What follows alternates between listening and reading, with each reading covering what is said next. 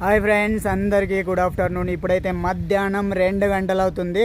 నేను బెంగళూరులో ఒక పని మీద ఒక ప్లేస్కి వచ్చాను.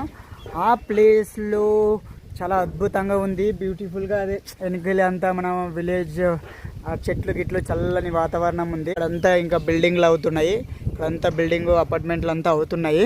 ఇది వచ్చేసి చాలా అద్భుతంగా ఉంది, కూల్గా చెట్లు ఉన్నాయి, చాలా అద్భుతంగా ఉంది. అందుకే ఇక్కడ నిలబడి వీడియో చేస్తున్నాను. ఫ్రెండ్స్, నేనైతే ఒక వీడియో చేయాలనుకుంటున్నాను. అందరికీ ఒక విషయం అయితే చెప్పాలనుకుంటున్నాను. ఎవరెవరైతే అప్పులు తీసుకున్నారో, ఎవరెవరైతే అప్పుల పాలు అయ్యిండ్రో వాళ్ళ కోసమే ఈ వీడియో. మీరు ఆ టైంలో ఎలాంటి ధైర్యంలో ఉండాలనేది ఈ వీడియో. ప్రతి మనిషికి ఏదో ఒక రూపంలో అప్పు కానీ, ఏదో ఒక కష్టంలో కానీ, లేదంటే ఏదైనా బిజినెస్ కోసం కానీ, ఏమో మ్యారేజ్ కోసం కానీ, పిల్లలకి స్కూల్ ఫీజులు కట్టడానికి కానీ, ఏదో ఒక దాంట్లో అప్పు అయితే చేసింటారు. ఎవరైనా ఒకరు చేసింటారు.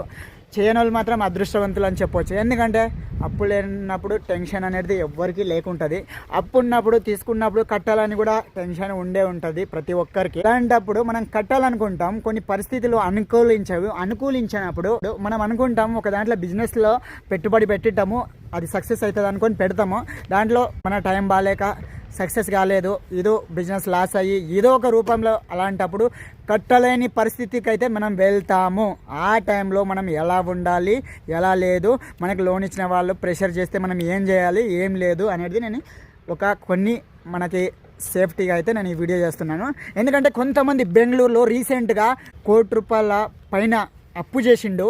ఆ అప్పు కట్టలేని స్థితిలో ఫైనాన్షియల్ వాళ్ళు ఫోన్ చేసి నెత్తి తినిండ్రు. ఆ ప్రెషర్ ఆయన అయితే సూసైడ్ చేసుకొని చనిపోయిండు.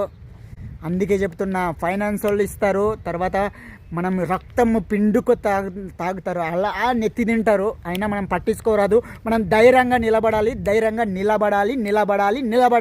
ఎందుకు నిలబడాలి? మన ఫ్యామిలీ కోసం నిలబడాలి. మనం కష్టం వచ్చినప్పుడు తీసుకున్నాము, దాన్ని కట్టాలి, దాన్ని టైం తీసుకొని కట్టాలా. వాళ్ళు విన్నారా మనకి కోర్టు అంటారు, లీగల్ నోటీస్ పంపిస్తామంటారు. వాళ్ళు విన్నారా?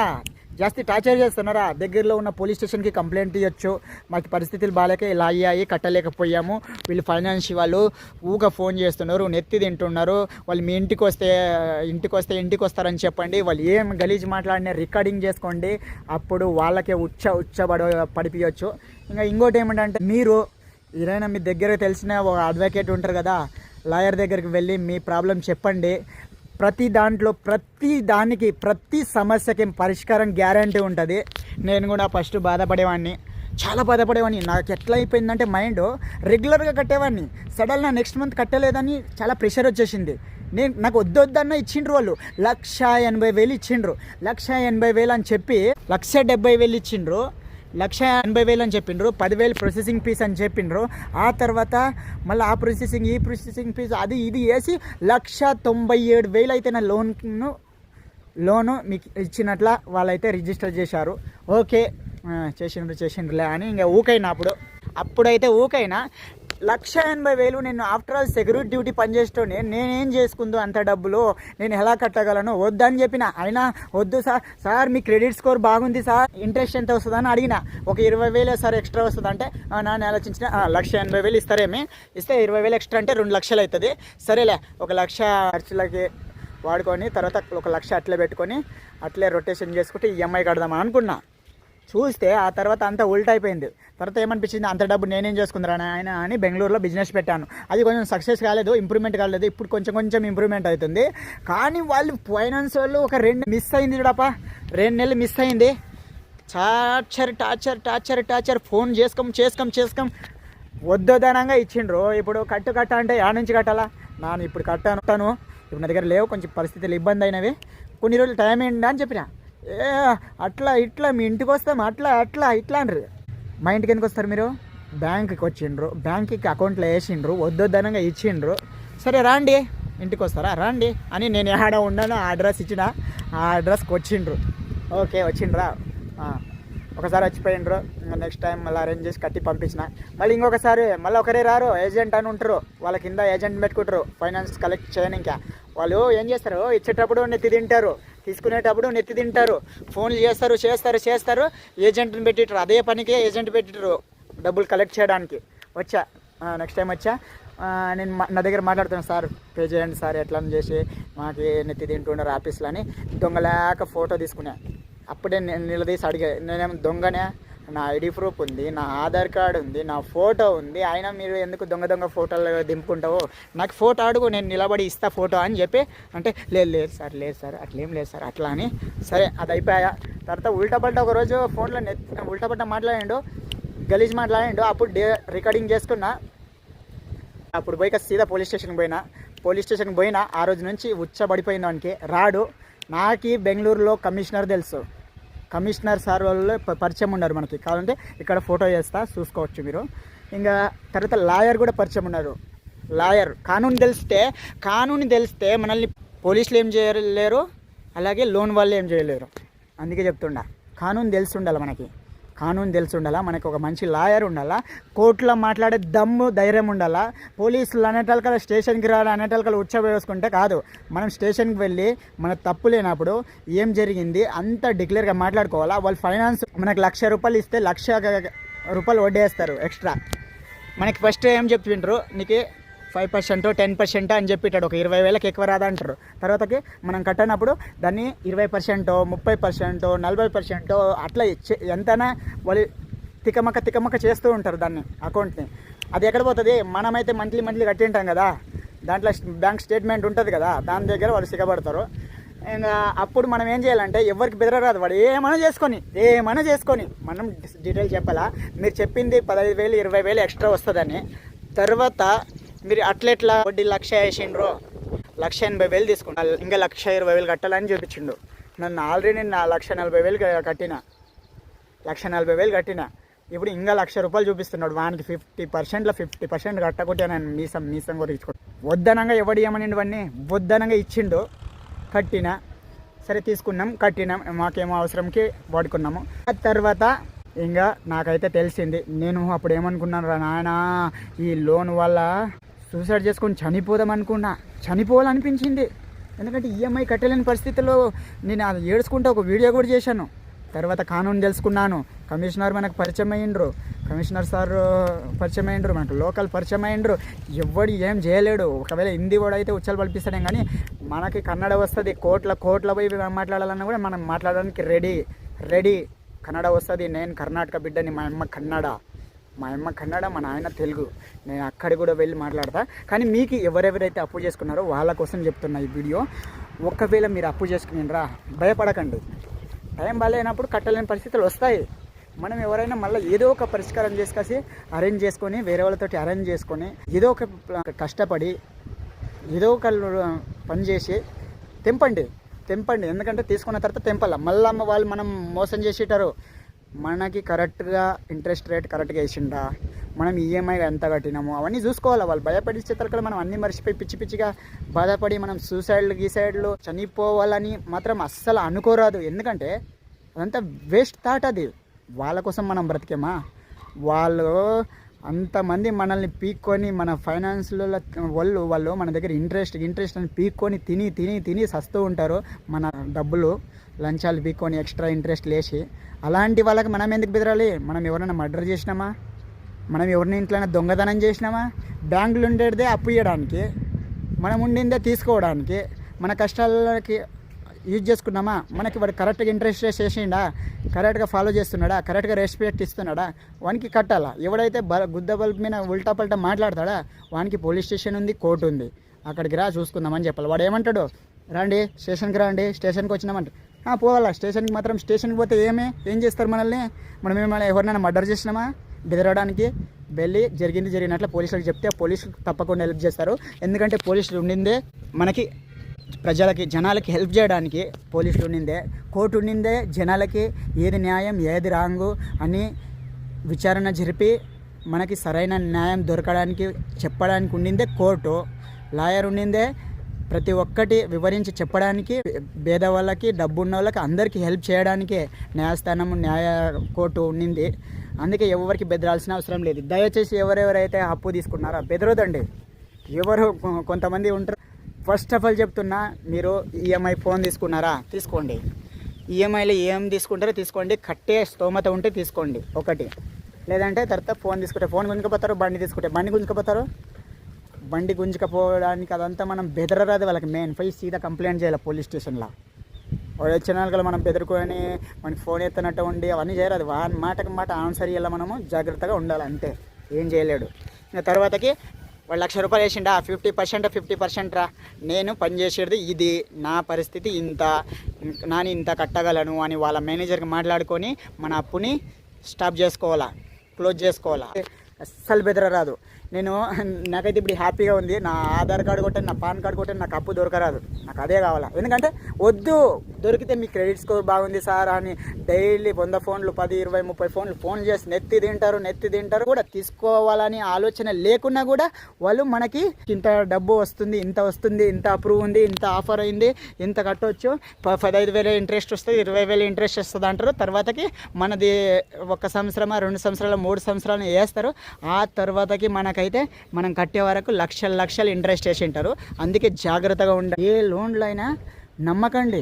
మనకు అవసరమైతే మనం కట్టే స్తోమత ఉంటే తీసుకోవాలి, లేదంటే తీసుకోరాదు. ఇంకోటి ఏమిటంటే చాలామంది అయితే సూసైడ్ చేసుకుంటున్నారు, నేను విన్నాను. చాలామంది సూసైడ్ చేసుకుంటున్నారు. అప్పులు అనేది మనిషికి సహజం. బ్యాంకులు ఉండేదే అప్పులు ఇవ్వడానికి, మనుషులు ఉండేదే తీసుకునడానికి. ఆ తీసుకున్న అప్పుని కట్టాలా అంటే ఎగ్గొట్టాలని చెప్తలేను. మనది తప్పు ఉండరాదు, వాళ్ళ తప్పు ఉంటే మనమే గెలుస్తాం. మనం కట్టకపోయినా మనమే గెలుస్తాం. అందుకే నువ్వు కట్టడానికి ప్రయత్నం చేయాలి, మళ్ళీ అలాగే ఉంటే కాదు. అందుకే ఎవరికి బెదరాదు. వాళ్ళ కోసం మన ప్రాణాలు తీసుకోరాదు, మన అమూల్యమైన ప్రాణాలు మనం తీసుకోరాదు. ఎందుకంటే మనం వాళ్ళ కోసం బ్రతికినా, మన ఫ్యామిలీ కోసం బతికిన. నాన్న కూడా నేను చనిపోవాలనిపించింది ఫస్ట్ స్టార్టింగ్లో. ఆ తర్వాత నేను ధైర్యం తెచ్చుకొని కష్టపడి ఎలాగైనా తెంపొచ్చని నాకైతే ధైర్యం వచ్చింది. తర్వాత మనకి పోలీసులు, కమిషనర్ సారే పరిచయం ఉన్నారు. మన కర్ణాటకలో నేను ఉండేది. మనకి వకీల్ అంటారు, అడ్వకేట్ అంటారు, లాయర్ అంటారు, అదే కదా, వాళ్ళు పరిచయం ఉన్నారు. అటువంటి ఇప్పుడు ఎందుకు భయమో మనకి, మన ప్రాబ్లం చెప్పుకొని వాడు 100% చెప్తాడా, దాంట్లో 50% కట్ చేసి నెక్స్ట్ టైం మన ప్రూఫ్ కొడితే మనకి ఉచ్చబడాలి. ఇంక ఇయరదురా నాయన, వద్దురా నాయన, ఇంతోటి వద్దురా అని అట్లా ఉండాలి. అందుకే అలానే చేశాను. అందుకే చెప్తున్నా, తీసుకోండి. మీరు నమ్మకంగా ఇచ్చిన వాళ్ళకి నమ్మకంగా కట్టండి, రెస్పెక్ట్ ఇచ్చిన వాళ్ళకి రెస్పెక్ట్గా కట్టండి. ఎవడైతే గుద్ద బల్బు మీద మాట్లాడతాడో ఫైనాన్షియల్ గురించి చెప్తున్నా, మీరు ఊర్లలో ఎక్కడెక్కడ తీసుకుంటారో మర్యాదగా తీసుకోండి, మర్యాదగా ఇవ్వండి. ఎందుకంటే మన కష్టంకి ఇచ్చిన వాళ్ళకి వాళ్ళ కష్టంకి మనం ఇవ్వాలా, వాళ్ళ డబ్బులు వాళ్ళకి ఇవ్వాలా, మన ధర్మం అది. ఇంకా ఇదైతే చిన్న మాట మీ దగ్గర షేర్ చేసుకోవాలనిపించింది. ఎవరికైతే బెదరకోవద్దండి, అప్పులు చేయకండి.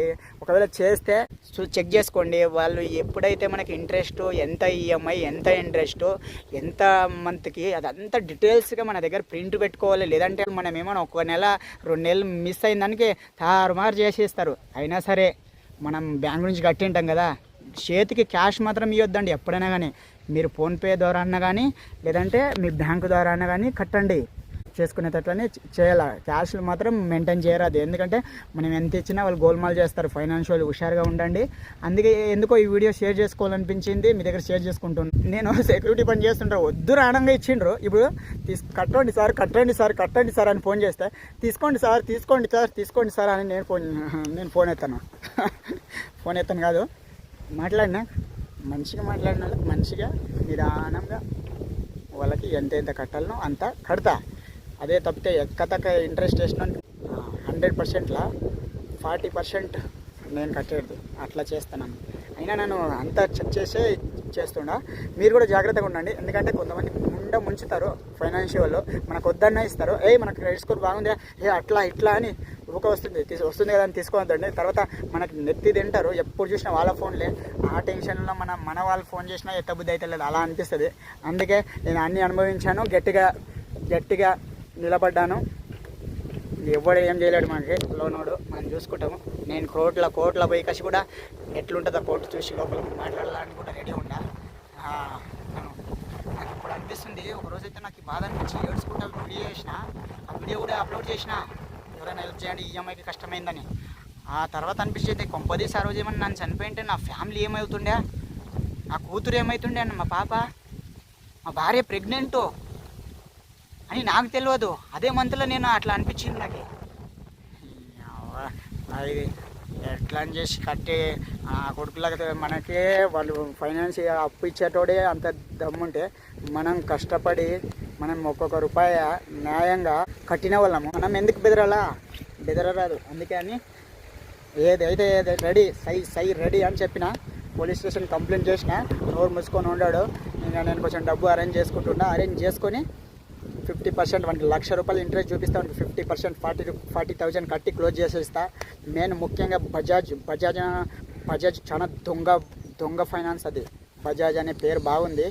బజాజ్లా మనకి మీరు వాషింగ్ మిషన్ తీసుకోండి పర్వాలేదు, ఫోన్ తీసుకోండి పర్వాలేదు, ఫ్రిడ్జ్ తీసుకోండి పర్వాలేదు, ఏం బేకైతే తీసుకోండి ఎలక్ట్రానిక్ వస్తువులు, దాంట్లో ఇంట్రెస్ట్ వేయడు వాడు. ఒకవేళ కట్టకుంటే మాత్రం అదికి తీసుకుపోతే మీది తీసుకుంటామని ఉల్టపల్ట బెదిరిస్తారు. ఏం బెదరకండి, కట్టొచ్చు. నేను దాంట్లో పర్సనల్ లోన్ మాత్రం ఏ దాంట్లో తీసుకోవద్దండి. పర్సనల్ లోన్లా వాడు చెప్పేది ఒకటి చేసేది ఒకటి. మనకి ఇచ్చేటి రోజు ₹1,00,000 చెప్పిటాడా, 20,000 10,000 కట్ చేసి ప్రాసెసింగ్ ఫీస్ అంతా కట్ చేసి మళ్ళీ మనకి ఇచ్చేది 70,000 లేదంటే 75,000 ఇస్తాడు. 25,000 కట్ చేసుకుంటాడు ప్రాసెసింగ్ ఫీ, అట్లా అవుతాడు. అలా మనం ఎట్లా బుద్ధి చెప్పాలా, మనం క్లోజింగ్ చేసేటప్పుడు మనం సరైన బుద్ధి మనం కూడా చెప్పి చేసి చూపించాలి. అందుకే ఈ వీడియో మీకు హెల్ప్ అయితే దయచేసి లైక్ చేయండి, షేర్ చేయండి, సబ్స్క్రైబ్ చేయండి. దయచేసి ఎవరైనా కానీ కోట్లు కూడా అప్పు ఉండని, బతికి పోరాడాలా, చనిపోయి కాదు. అందుకే ఎవ్వరికి బెదరకండి దయచేసి. మన ఫ్యామిలీ కోసం మనమే పిల్లర్ లేక నిలబడాలా. మన ఫ్యామిలీకి మనమే భయపడి సూసైడ్ చేసుకుంటే వాళ్ళు ఏమైపోవాలా. అందుకే మీకు ఈ వీడియో చేయాలనిపించింది ఎందుకో, అందుకే చేశాను. ఈ వీడియో నేను కొత్త ఛానల్లో, ఎడ్యుకేషన్ ఛానల్లో పెట్టాలనుకున్నా. ఈ వీడియో మాత్రం పెడదాం అనుకుంటున్నా. ఎందుకంటే ఈ ఛానల్ చూడదగ్గ యూనిక్ ప్లేసెస్ మాత్రమే చూపిద్దాం అనుకుంటున్నా. ఎడ్యుకేషన్కి నేను అప్పుడప్పుడు ఏదైతే టాపిక్ ఇంట్రెస్ట్ వస్తే అది మాట్లాడేవాడిని. అందుకే ఈ కొత్త సంవత్సరంలో నేను ఒకటి సపరేట్ యూట్యూబ్ ఎడ్యుకేషన్ ఛానల్ పెట్టిన. ఏది ఏమైనా నేను చెప్పాలనుకున్న జనాలకి, నా ద్వారా కొంతమంది అయినా జనాలు మారడానికి ఉపయోగపడుతుంది. అయితే నేను కొత్త ఛానల్ అయితే పెట్టడం జరిగింది. ఈ ఛానల్లో చూడదగ్గ unique places, Bengaluru, India channel success అయితే దేశం మొత్తం, ప్రపంచం కూడా తిరగాలనిపిస్తుంది.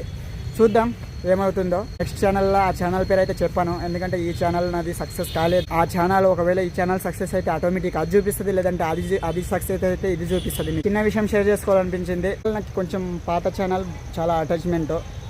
సక్సెస్ అయితే ఇదే ఛానల్ కావాలని నాకైతే ఉంది. చూద్దాం, మనసులో మాట షేర్ చేసుకోవాలనిపించింది, మీ దగ్గర షేర్ చేసుకున్నా.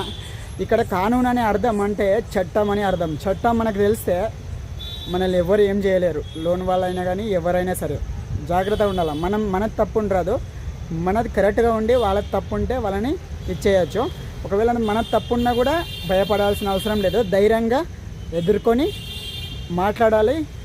దానికి తగ్గట్టు మనం ప్రయత్నం చేసి కట్టడానికి ప్రయత్నం చేయాలి. వీడియో నచ్చితే దయచేసి లైక్ చేయండి, షేర్ చేయండి, సబ్స్క్రైబ్ చేయండి. అలాగే మరొక కొత్త వీడియోలో కలుద్దాం. అంతవరకు బాయ్, గుడ్ నైట్.